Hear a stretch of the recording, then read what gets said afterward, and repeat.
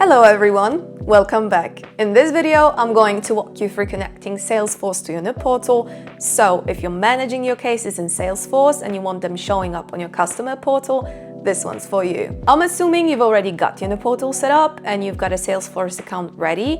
If you don't have that yet, go set that up first and then come back here. This connection has a few more steps than some of the others, and there's one setting in particular that's important, so make sure to follow along closely here. We are going to cover creating an external client app in Salesforce, grabbing your keys, connecting everything inside UniPortal, and then setting up which data actually shows up in your table. Let's dive in. All right, so first thing we need to do is head into Salesforce because we need to create what's called an external client app. That's basically what lets UniPortal talk to your Salesforce data.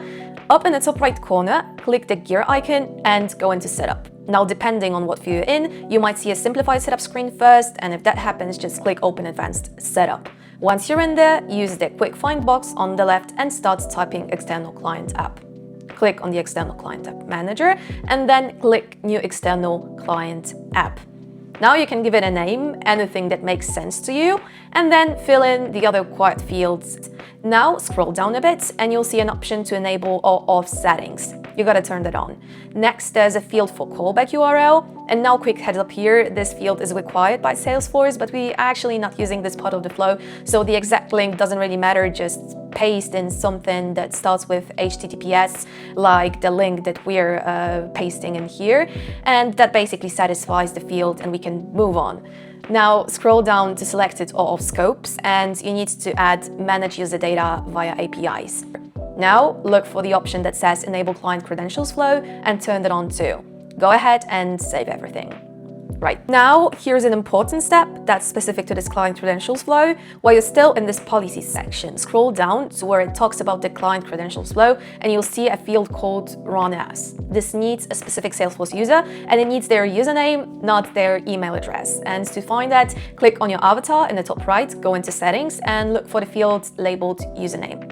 Now you gotta copy that value and paste that username into the run as field and save. This is a required part of the setup because the client credentials flow needs to know which user it's acting on behalf of, so make sure you don't skip it. Now let's grab our keys. Go back into the app you just created and look for the OAuth settings section. You'll see consumer key and consumer secret with a show option next to them. Click that.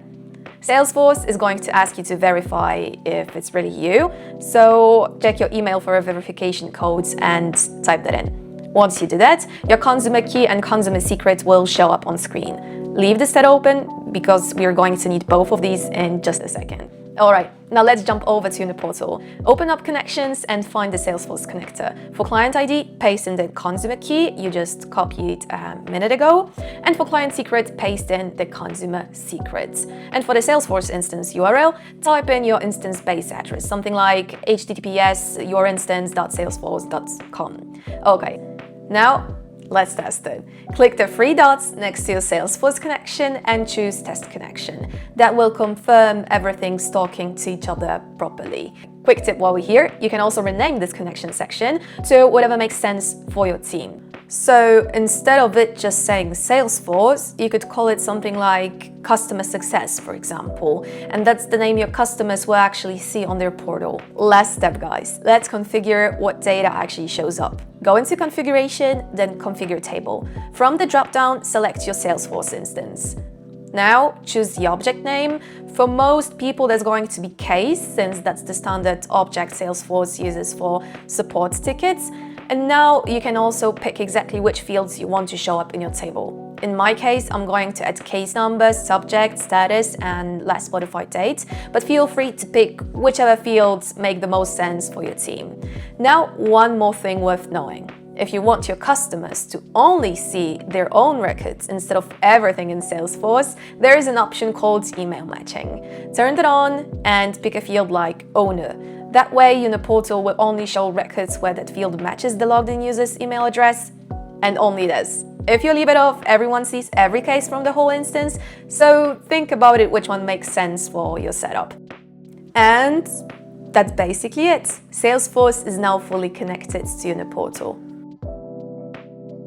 If you found this helpful, please do me a favor and like this video and subscribe if you want more UniPortal integration walkthroughs. There's actually more coming. And hey, if you're already using UniPortal, remember it's just one of the apps we built here at Appsbio. So if you're on Jira, it's worth checking out what else we've got on the Atlassian marketplace that might fit into your workflow. Thanks for watching, and I'll catch you in the next one. Bye.